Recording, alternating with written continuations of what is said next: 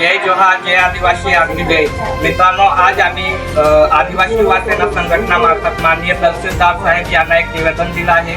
निवेदनात असं नमूद केलं आहे की जे तहसील कार्यालय हे काही संगणक पुलिटिक आहे त्यांची बदली व्हायला पाहिजे, कारण ते आदिवासी व दलित वैतर गरजू लोकांपासून जे लाभार्थी आहेत, जे विधवा महिला व तसेच अपंग आहेत त्यांच्याकडून पैशांची मागणी करतात, अशी तक्रार आमच्याकडे आली आहे. म्हणून आम्ही माननीय तहसीलदार साहेब यांना एक निवेदन दिलं आहे की जे असे कर्मचारी आहेत त्यांची बदली व्हायला पाहिजे.